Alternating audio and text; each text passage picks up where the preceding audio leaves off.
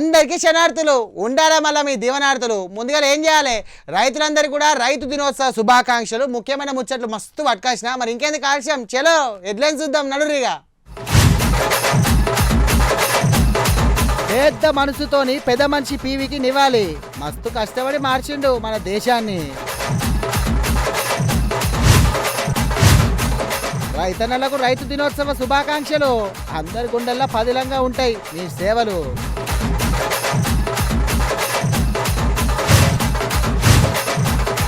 29 తారీఖు సంధి అసెంబ్లీ సమావేశాలు. చూడాలి మరి నీళ్ల మీద అసలైన ఫైటింగ్. పబ్లిక్ కు చెప్పిండు పవన్ కళ్యాణ్ సార్ మంచి బాట. అందరు పట్టాలే మళ్ళీ గిదే బాట. గీయల మనం బుక్కడి బువ్వ తింటున్నామనంటే గాళ్ళు చేయబట్టే. రూపాయి ఆశ పడకుండా పంటను వండిస్తారు. గా పంటను అమ్మనీకి పడరాని పాటలు పడతారు. ఇక గాళ్ళకు ఎన్ని దండాలు పెట్టినా తక్కువే. గాళ్ళు ఎవరో కాదు, మన రైతన్నలు. మరి గీయల రైతుల దినోత్సవం. మరి మనకు బువ్వ పెట్టే రైతులకు యాద్ చేసుకోవాలి కదా. చూడరు ఒకసారి ముచ్చట. శివ శివనేంత సలివెడుతున్నా, పెయ్యిగాలేంత ఎండగొడుతున్నా, అర్ధలు వారేంత ఆనలు పడుతున్నా, చేను పని మటుకు అస్సలు మరవడు రైతన్నా. పంట చేతికొచ్చేదాకా పసిపోరన్ని చూసుకున్నట్టే చూసుకుంటాడు. ఎన్నో దినాల సంధి ఎన్నో సర్కార్లు రైతే రాజు అంటున్నా కూడా ఇంకా రైతైతే రాజైతలేడు. రోజు గిట్ల ఏదో ఒక తిప్పలు పడతనే ఉన్నాడు.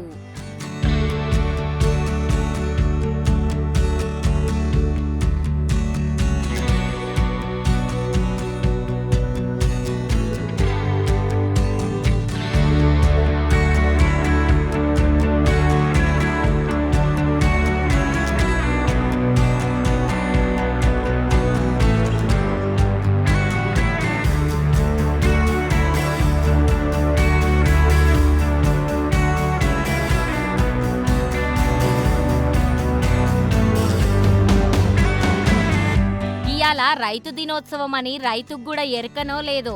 రైతు దినోత్సవం నాడు కూడా రైతు బాగానే కష్టపడుతుండొచ్చును. మరి గంత కష్టపడుతున్న రైతన్నలకు మన ప్రైమ్ 9 ఛానల్ తరపున రైతు దినోత్సవం శుభాకాంక్షలు.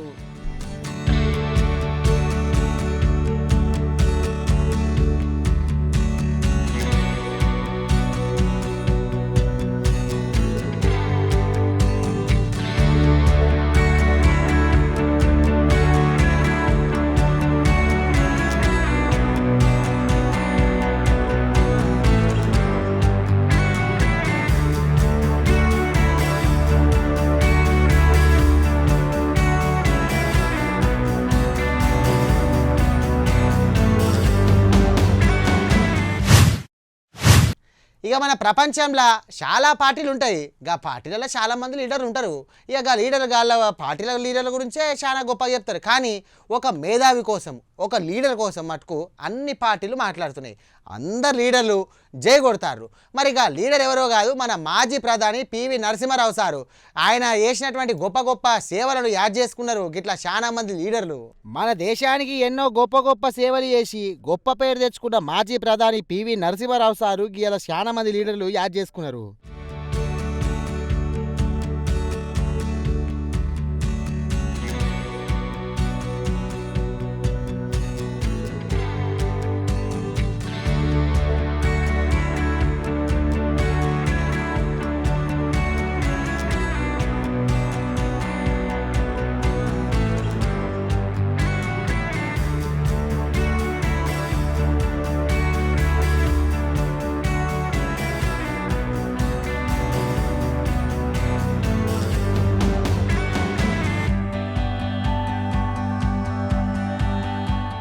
గిట్లా దండేసి దండం పెట్టుడే కాదు, ఆ పెద్ద మనిషి గొప్పతనాన్ని యాద్ చేసుకున్నారు. ముందుగల మాజీ ప్రధాని పివి నరసింహారావు సారు బిడ్డ గిట్లా ఏమంటాందో వినుండ్రి.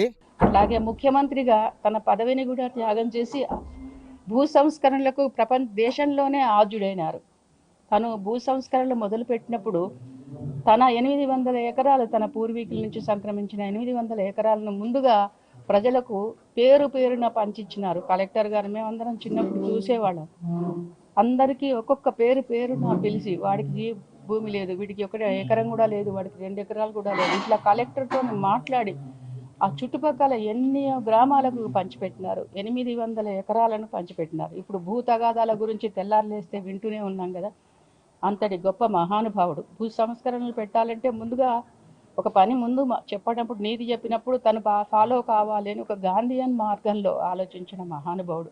ప్రధానిగా వచ్చిన అవకాశాన్ని యాక్చువల్లీ మీ అందరికీ చెప్పదలుచుకున్నాను. తను రాజకీయాల నుంచి విరమించుకుని, ఎక్కడి నుంచి కూడా పోటీ చేయకుండా తను రాజకీయాల నుంచి విరమించుకొని ఒక ఆశ్రమంలోకి సన్యాసాశ్రమం తీసుకోవాలి అనుకున్న సందర్భంలో అన్నీ తయారైనవి కూడా. కానీ ఆ టైంలో రాజీవ్ గాంధీ అసాసినేషన్ తర్వాత ఒక విపత్కర పరిస్థితిలో ప్రధానిగా సెలెక్ట్ చేయబడిన ప్రధానిగా పివి గారు అత్యంత క్లిష్టమైన పరిస్థితి అది చెప్పడానికి అలవి కాదు. అప్పుడు ఆ కాలంలో జీవించున్న వాళ్ళందరికీ తెలుసు. అప్పుడున్న రాజకీయ పరిస్థితులు కావచ్చు, అనిశ్చితి కావచ్చు, దేశ భద్రత కావచ్చు, ఆర్థిక పరిస్థితి కావచ్చు, అనేక రంగాల్లో పూర్తిగా కుంటుబడిన భారతదేశాన్ని ఏలడం అనేది ఒక పెద్ద విషమ పరీక్ష, అగ్ని పరీక్ష. అట్లాంటి సమయంలో దేశాన్ని ఒక దశ నిర్దేశించి ప్రపంచంలోనే భారతదేశం అంటే ఏంటిదో చూపించిన ఆర్థిక శాస్త్రవేత్త పివి నరసింహారావు పితామహుడు అని చెప్పుకోవచ్చు మనం. ప్రధానమంత్రిగా ఉన్నా, కేంద్ర మంత్రిగా ఉన్నా, మరి ఏ ఒక్కరోజు కూడా ఆయన మాట్లాడినటువంటి మాటలు ఎవరిని కూడా మరి బాధించలేదు. సమస్య మీద మాట్లాడారు, సమస్యల పరిష్కారం కోసం ఉన్నారు. మంత్రిగా, ప్రధానమంత్రిగా మరి మాట్లాడినప్పుడు కూడా చాలా సున్నితంగా మాట్లాడేటువంటి వారు. కాబట్టి రాజకీయ నాయకులు అందరినీ కోరుతా ఉన్నాను, మీరు మరి రాజకీయాలలో అనేక రకాల దిగజారి మాట్లాడి రాజకీయాలను భ్రష్టు పట్టిస్తున్నారు కొంతమంది. అది మంచిది కాదు. అందరం కూడా పివి నరసింహారావు గారి యొక్క స్ఫూర్తితో రాజకీయాలలో వివరించాల్సిందిగా కోరుకుంటూ సెలవు తీసుకుంటున్నాను. వారి నుంచి మంచిని నేర్చుకొని రాజకీయాల్లో ఉన్న అధికారంలో ఉన్న పార్టీలు ప్రజలకు మంచి చేసే ప్రయత్నం చేయాలి, కానీ వారిని ఈ దశలో రాజకీయాలకు వాడుకోవడం మంచిది కాదు. ఏ పార్టీ అయినా సరే మేము వారి పట్ల పూర్తిగా వారికి నివాళులు అర్పిస్తూ వారి ఆత్మకు శాంతి చేకూరాలని, వారి కుటుంబ సభ్యులందరికీ ఆయురారోగ్యాలతోటి ముందుకు సేవ చేసే అవకాశం ఉండాలని కోరుకుంటూ మరి పివి నరసింహారావు గారు ఘనంగా నివాళులు అర్పిస్తాం. విన్నారు కదా, గంత గొప్ప వ్యక్తి మరి మన మాజీ ప్రధాని. ఆ రోజులల్లా భూమి పంచాలని మాటలు చెప్పుడే కాదు, సొంత భూమినే వంచి గొప్ప వ్యక్తిగా నిలిచిండు. ఇక ఆ దినాలల్లా మన దేశం మొత్తం ఆగమాగమైతే ఆనాడు ప్రధాని పగ్గాలు పట్టుకొని మన దేశాన్ని ఒక తోవలని నిలబెట్టిండు. విన్నారు కదా, గింత గొప్ప మేధావి మళ్ళా మన పివి సారు. గిట్లా పివి సార్ బిడ్డనే కాదు, అన్ని పార్టీల లీడర్లు ఇలా యాద్ చేసుకున్నారు గా పెద్ద మనిషి గొప్పతనాన్ని.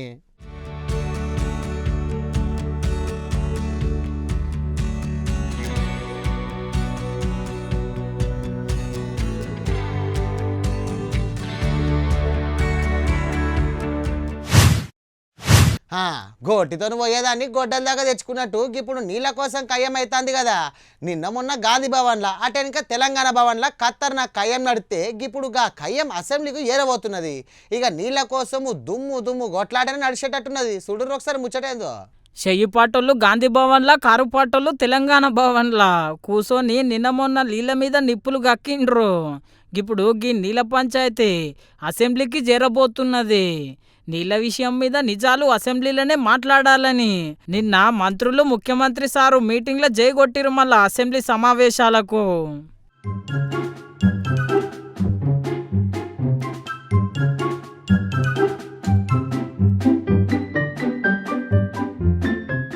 అసెంబ్లీ సమావేశాలు ఈ నెల 29 తారీఖు సంది షురూ అవుతున్నాయి. బయటనే నీళ్ళ మీద గీ తీర్ల లడాయి నడిస్తే అసెంబ్లీ లోపల ఇంకెంత లడాయి నడుస్తుందో. రాష్ట్ర ప్రయోజనం కదా ఒక ప్రాజెక్ట్ అంటే, ప్రజలకు నీళ్ళు వచ్చేది కదా, ప్రజలు బ్రతికేది కదా, దాన్ని కొనసాగిస్తారు. ఇప్పుడు ఒక్క తట్టెడు మట్టి కూడా తీయలేదండి.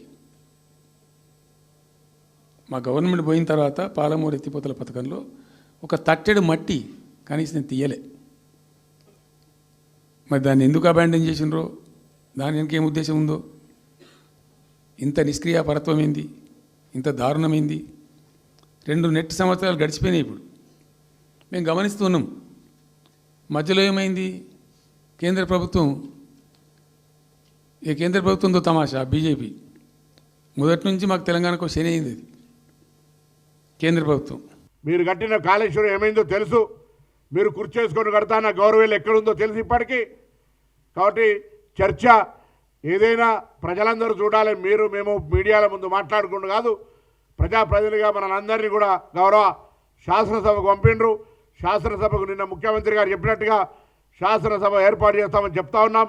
శాసనసభకు హాజరై మరి ప్రజా సమస్యలు ఏ అంశమైనా సరే మా తోలు తీసే అంశాలు ఏమున్నా ఆ సభలో ఉంచే ప్రయత్నం చేయండి తప్ప ప్రెస్ కాన్ఫరెన్స్లలో తోలు తీస్తారని చెప్తే ఇక్కడ ఎవరు కూడా. ఇన్నరు కదా కేసీఆర్ సారు బయట బగ్గనే మాట్లాడుతున్నాడు కానీ గా అసెంబ్లీ సమావేశాలకు వస్తాడో రావడం మళ్ళా. అయితే గీ తాప శీతాకాలం అసెంబ్లీ సమావేశాలల్లా ఉట్టి నీళ్ళ పంచాయతీ మీదే కాదుల్లో ఎంపీటీసీ జెడ్పీటీసీ ఎన్నికలు ఎప్పుడు పెట్టాలనో కూడా చర్చ చేస్తారంట. చూడాలే మరి జెడ్పీటీసీ ఎంపీటీసీ ఎన్నికల మీద ఎంతగానం చర్చ చేస్తారో, జెడ్పీటీసీ ఎంపీటీసీ ఎన్నికలు ఎన్నడు పెడతారో.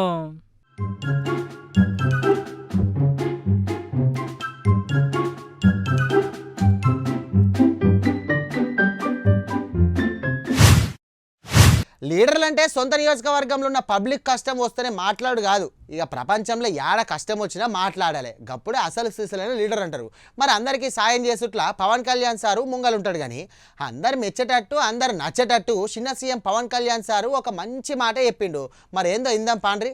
మావోడు మీవోడు అని మనం కొట్టుకుండు కాదు, ఆఖరికి మా దేవుడు మీ దేవుడు అని కొట్టుకుంటున్నారు. గిదేం లెక్క, గదేం పద్ధతి? నిజం చెప్పాలంటే దేవుడు ఒక్కడే ఉంటాడు. తెలంగాణలో ఒక దేవుడు, ఆంధ్రాలలో ఒక దేవుడు ఉండడు కదా. అందరూ ఒకటే అని అందరూ మెచ్చే మాట చెప్పిండు చిన్న సీఎం పవన్ కళ్యాణ్ సారు. దేవుడు తెలంగాణ దేవుడు, ఆంధ్ర దేవుడు అలా ఉంటారా? తెలంగాణ వెంకటేశ్వర స్వామి, ఆంధ్ర వెంకటేశ్వర స్వామి, అలాగే తెలంగాణకు మన తమిళనాడుకు సుబ్రహ్మణ్య స్వామి, ఆంధ్రాకు మన మోపిదేవి సుబ్రహ్మణ్య స్వామి, అందరూ ఒకటే. రకరకాల స్థానాల్లో నమ్మకాలను బట్టి ఉంటారు. ఇవన్నీ అంటే మీకు ప్రాంతీయతను విస్మరించడం అంటే ఇవన్నీ కూర్చోబెట్టి మీకు స్థాయి, మానసిక స్థాయి పడిపోయే కొద్దీ ఇలాంటివి ఎత్తుకుంటే కొన్నిసార్లు తప్పులు ఉంటాయి, తప్పులు కరెక్ట్ చేసి ముందుకు వెళ్ళాలి తప్ప అక్కడ ఆగిపోకూడదు. మిగతా వాళ్ళు ఎవరైనా మాట్లాడితే మీరు అలాంటి డిబేట్స్లో మీరు వెళ్ళకండి. పదవి బాధ్యత కింద చెప్తున్నా, అలాంటి డిబేట్స్కి మీరు వెళ్ళకండి. విన్నారు కదా, అందరి దేవుళ్ళు ఒకటే. మరి దేవునికి ఊరు జిల్లా అని ఏముండదు కదా అని ఇవన్నీ ఎందుకంటే భగవంతుడిది హైందవ ధర్మం ప్రపంచంలో ఏ మూల ఎక్కడున్నా సరే ఇది అందరిది. ఇది అలాగే తిరుపతి బాలాజీకి డబ్బులు రిలయన్స్ అంబానీ గారి దగ్గర నుంచి మొహరుమూరు, ఇందాక నిన్న చెప్పిన ఢిల్లీ నుంచి ఒక ఆడబిడ్డ కూడా వచ్చి హుండీలో డబ్బులు వేస్తారు. ఆ డబ్బులు ఎక్కడికి వెళ్ళాలి ఏంటి అనేది అది స్వామివారి, అది వారిష్టం. అది ఆయన ఎవరి ద్వారా నోటు పలికిస్తారు, ఎవరి ద్వారా చేయిస్తారో అది ఆయనది, అది మనకు సంబంధం లేదు. అందుకని ఇది అంటే ఇలాంటి వివాదాల్లో మీరు అనవసరంగా వెళ్ళకండి, నా ఉద్దేశం అది. గిట్లా దేవుళ్లతోనే మరవనోడు అమరులను మరుస్తారా చెప్పండ్రి. మొన్న నీళ్ల ప్రాజెక్టుకు అమరజీవి శ్రీ పొట్టి శ్రీరాములు పేరు పెట్టినట్టే పోలవరంకు కూడా ఆయన పేరు పెట్టాలని చెప్పిండు. నా ఉద్దేశంలో పొట్టి శ్రీరాములు గారికి సరైన గుర్తింపు కానీ నివాళి కానీ ఇవ్వాలి అంటే ఒక పోలవరం లాంటి ప్రాజెక్టుకి ఆ మహానుభావుడు పేరు పెడితే నిజంగా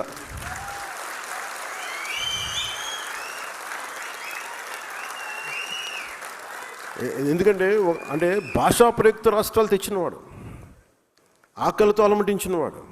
అంటే పోలవరం ప్రాజెక్ట్ అంటున్నాం కానీ అలాంటి నాకు అనిపించింది ఒక చిన్నపాటి ఒక 2 మండలాలకు ఒక జిల్లాకు వచ్చే దానికి కాదు దీనికి పెద్ద పేరు పెట్టాలంటే ఒకసారి ఇలాంటి ప్రతిపాదన అంటే ఇది నా ఉద్దేశం.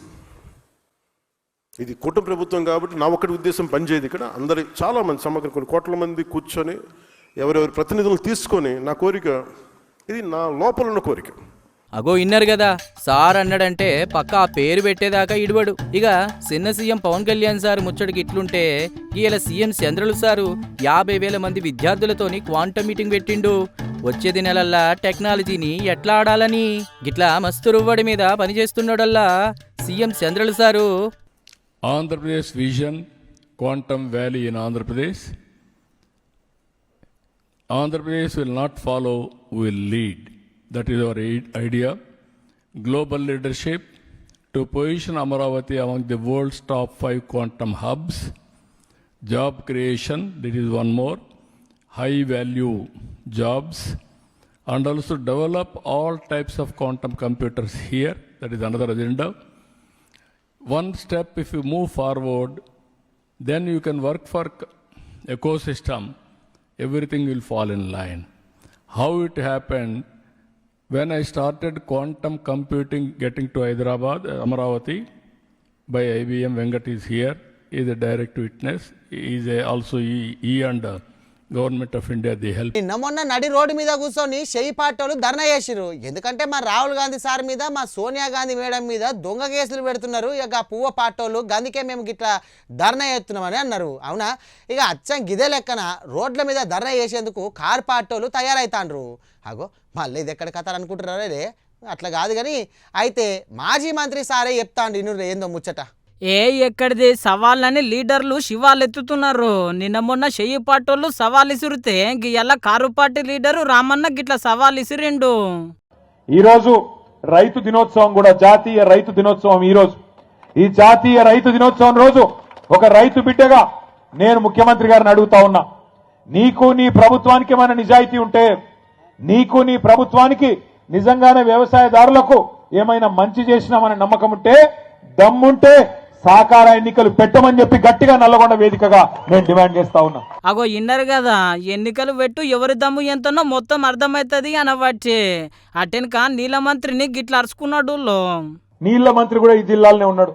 పాపం ఆయనకు నీళ్ల గురించి కూడా తెలియదు. నిన్న ప్రెస్ మీట్ పెట్టి నేను చూస్తా ఉంటా, ఆయనకి ఏం తెలియదు.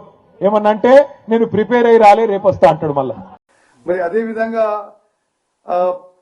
కృష్ణా నదీ జలాల విషయంలో నేను ఇంకా వివరంగా రేపు ఫ్యాక్ట్స్, ఫిగర్స్, డేట్స్ తో సహా క్రాలజీతో రేపు చెప్తాను. అంటే ఈరోజు టైం తక్కువ ఉంది, మిమ్మల్ని కూడా ఎక్కువ ఇబ్బంది పెట్టకుండా నేను ఇన్ షార్ట్ ఈరోజు చెప్తాను.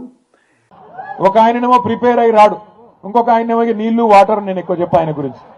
గిసంటోళ్ళు ఈ జిల్లా మంత్రులు ఏం తెలుసు వీళ్ళకు? నీళ్ల గురించి తెలుసా? ప్రజల అవస్థల గురించి తెలుసా? అడ్డమైన అబద్ధాలు చెప్పి అర్రాసు పాట వాడి ఇవాళ అడ్డదారిలో అధికారంలోకి వచ్చి కూర్చున్నారు. మీదికెళ్ళి ఇవాళ హుంకరిస్తా ఉన్నారు, బెదిరించే ప్రయత్నం చేస్తున్నారు. గిట్లా కారు పార్టీ లీడరు ఖతర్నాక్ అరుచుకుంటే ఇంకో దిక్కెళ్ళి చెయ్యి పార్టీ లీడరు గజ్జల కాంతమ్మ గిట్ల కేసీఆర్ మీద గజ్జు మన్నడు. మళ్ళా రోజమ్మ ఇంటికి పోయి రాయలసీమను రత్నాలసీమ చేస్తానని చెప్పింది ఏ గాడిది కొడుకయా? ఏముండే కొడుకయా చెప్పింది? లఫంగి నా కొడుకులారా, తెలంగాణ ప్రజలను ఇంకా మభ్యపెట్టి మోసం చేయాలని చూస్తున్నారా? ఇది కరెక్ట్ కాదు. రాయలసీమను రత్నాలసీమ చేస్తానని నువ్వు కాదా? ఇది వాస్తవం కాదా? రాయలసీమకు నీళ్లు ఇచ్చింది ఎవరు? శ్రీశైలం నుంచి నీళ్లు తీసుకుపోయింది ఎవరు? ఇచ్చింది ఎవరు? నీ ప్రేమ నాయకుడు జగన్మోహన్ రెడ్డి చెప్తే రాయలసీమకు నీళ్లు పంపించావు. ఆగాగో ఇన్నరు కదా, ఇష్టం వచ్చినట్టు ఎట్లా దొరికితే అట్లా తిట్టబట్టే. ఒకరు ఆటన అంటే ఇంకొకరు బారన అనబట్టే. గిట్లున్నది మళ్ళా గిప్పటి రాజకీయం.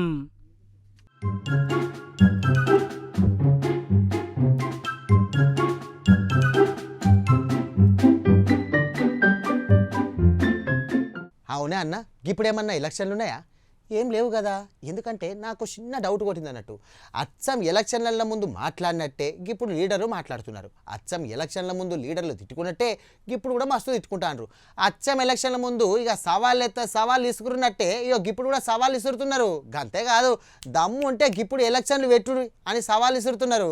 బస్తీ మీద సవాల్ అంటాండ్రు. మరి ఏందో చూడరు ముచ్చట. ఫోన్ ట్యాపింగ్ కేసులా ఒక దిక్కు విచారణ అయ్యేది అయితేనే ఉన్నది, ఇంకో దిక్కు ఇంకో చర్చ నడుస్తూనే. మరి ఆ చర్చ ఏంటంటే అసెంబ్లీ సమావేశాలు ఓడవంగానే ఏదో ఒక కేసు పక్క కేసీఆర్ సార్కు నోటీసులు ఇస్తారట. ఇక అవసరమైతే స్టేషన్కి పిలిపించి విచారణ చేస్తారంట. విచారణ చేసినా కావాలని ఇజ్జత్ తీసినా అసలు భయపడేది లేదన్నాడు జగదీష్ రెడ్డి సారు. నిన్న ఇవాళ లీక్ ఇచ్చిండ్రు. ఇవాళ ఏం లీక్ ఇచ్చిండ్రు? టెలిఫోన్ ట్యాపింగ్ కేసులో కేసీఆర్కు నోటీసు, కేటీఆర్ నోటీసు, హరీష్ రావుకు నోటీసు ఇస్తున్నారు. ఇప్పుడు ఏడట, ఇప్పుడు ఇస్తున్నట్టు ఇలా లీక్ ఇచ్చి అసెంబ్లీ అయిపోగానే ఇస్తాడట. ఎంతకాలమైంది దీని మీద మాట్లాడబట్టి? వాడు ప్రభుత్వం ఏర్పడ్డ మొదటి రోజు నుంచి దీని గురించి 7 రోజు లేదు వాడు. ఇగో విన్నారు కదా, కేసీఆర్ సారు మల్లెపువ్వు అసొంటి మనిషి అని అనబట్టి చూడాల మరి మల్లెపు వాసోడి కేసీఆర్ సార్కు నోటీసులు పంపుతారా లేకుంటే శబాషని ఉత్తగుంటారా? కరెంటు మీద ఏడ్చిండు, వచ్చిన రిపోర్టును కిందంగా లోపల పెట్టుకున్నాడు బయట రానికుండా, ఇది చూస్తే నా ఇజ్జత్ పోతుంది అని. కేసీఆర్ మల్లెపూలాగా ఉన్నాడు రా కొడుక, ఇలా ఏమీ లేదు, కేసీఆర్ చాలా అద్భుతం చేసిండు, 24 గంటల కరెంట్ ఇచ్చి ఈ దేశానికి బుద్ధి చెప్పిండు, మొత్తం మీ బీజేపీ కాంగ్రెస్ కూడా ఉంది దాంట్లో రిపోర్ట్. మనిషి అన్న కడపని చూడబెట్టుకున్నాడు కొడుకు. కాళేశ్వరం ఎగిరిండు, కోర్టు చూసింది ఇంట్లో ఏం లేదురా, నీ ముఖం నీ ముండ ఏముంది, ఇంట్లో బ్రహ్మాండంగా కట్టిండు కాళేశ్వరం కేసీఆర్, నీ కనీసం చేతగాట్లే రిపేర్ చేయడానికి అని చెప్పి ఆడ వాడు దొబ్బింది. ఈ ఫార్ములా ఆ ఫార్ములా అన్నాడు, ఏ ఫార్ములా లేదు, చివరికి తీసుకొచ్చుకొని ఆడోళ్ళ పోటీలను పెట్టి వాళ్ళతో తన్నించుకున్నాడు. అయిపోయింది. జనం అంటేనే మనం అంటేనే జనం అని కవితక్క జాగృతి జనం బాట పట్టింది. మరి గిప్పుటకే సగం జిల్లాలల్లో తిరుగుడు కూడా పబ్లిక్ కూడా మంచి షెడ్ అరుచుకున్నది, అన్ని తిరిగచ్చి. ఉట్టి పబ్లిక్నే కాదు గులాబీ లీడర్లను కూడా గుత్తబట్టి అరుచుకున్నది. కానీ మరి ఇలా ఈ జిల్లాకు పోయింది, గాడ పరిస్థితి ఎట్లుందో ఒకసారి చూద్దాం పాండ్రి. పొద్దుగల లేచింది పొద్దు మీకిన దాకా జనం జాగృతిలో మస్తు కష్టపడుతున్నది జనం కోసం కవితక్క. ఇలా యాదాద్రి భువనగిరి బాట పట్టింది. పొద్దుగలనే సర్కార్ దవాఖాన కొయ్యి ఆడ సౌలతులు ఎట్లున్నాయి ఏం సంగతి అని చెప్పి గిట్లా అరుచుకున్నది. మళ్ళా నమస్తే బాగున్నా? ఏమైంది? కళ్ళు కనబడతలేవు. చూసిరా?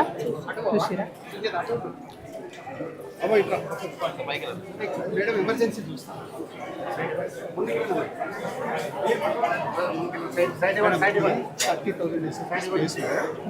మెడిసిన్ దొరకనటువంటి పరిస్థితి ఉన్నది. ఎవరైనా యాక్సిడెంట్ కేసు పోతే వెనక్కి పంపిస్తున్న పరిస్థితి ఉన్నది. ఆ డైరెక్టర్ గారితో మాట్లాడడం జరిగింది. అల్టిమేట్గా అక్కడ ఉన్నటువంటి ఎయిమ్స్ డైరెక్టర్ చెప్పేది ఏంటంటే, ఎవరైతే ఇప్పుడు గుత్తేదారు ఉన్నారో, కాంట్రాక్టర్ ఉన్నారో, ఆయన బిల్డింగ్లు కట్టడంలో చాలా ఆలస్యం చేస్తున్నాడు. కేంద్ర ప్రభుత్వం నుంచి 750 కోట్ల రూపాయలు ఇదివరకే వచ్చినాయి, ఇంకొక 450 కోట్ల రూపాయలు ఎస్క్రో అకౌంట్లో ఉన్నాయి. అయినా సరే కాంట్రాక్టర్ ఆలస్యం చేస్తున్నాడని చెప్పిన ఈ జిల్లాలో ఉండేటటువంటి ఎమ్మెల్యేలకు, మంత్రులకు నేను రిక్వెస్ట్ చేసేది ఒకటే, దయచేసి ఆ కాంట్రాక్టర్ అనేటటువంటి వాడు తొందరగా అది ఫినిష్ చేసేటట్టు చూడండి. లేకపోతే ఎయిమ్స్ ఉంది కదా అని అక్కడ పోయినా కూడా ప్రాణాలు పోయే పరిస్థితి ఉంది.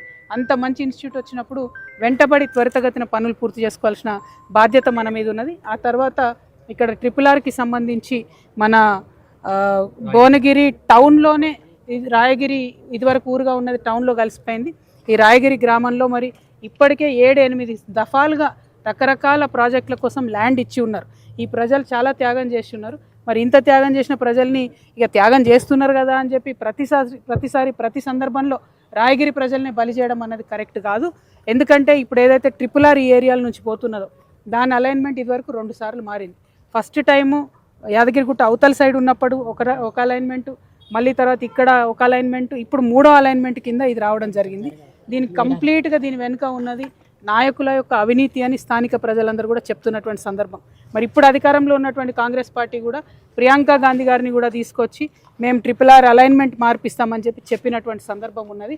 నేను ఇవాళ డిమాండ్ చేస్తున్న కాంగ్రెస్ ప్రభుత్వాన్ని, కోమటిరెడ్డి వెంకటరెడ్డి గారిని, మీ జిల్లాలో మీరు కూడా స్వయంగా కలెక్టరేట్లో కూర్చొని ఒక్క గుంట జాగా కూడా పోనీయ మీ రైతులకు అని చెప్పిండ్రు. మరి చేస్తారా లేదా? ఒకవేళ చేసేది ఉందా లేదా క్లారిటీగా చెప్పండి. గిట్లా మంచి చెడ్డ అరుచుకున్నాక ఇండ్ల పట్టాలు రాని బాధితులతోని సమావేశం అయ్యింది.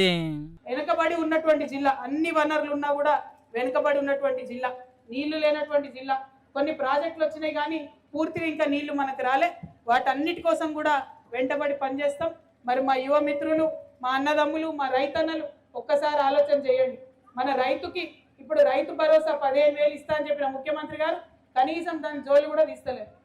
ఇప్పుడు లాస్ట్ 2 సీజన్లది బోనస్ పడ్డదా ఎవరికని? ఇక్కడ సన్న బియ్యం వేసిరా మీరు?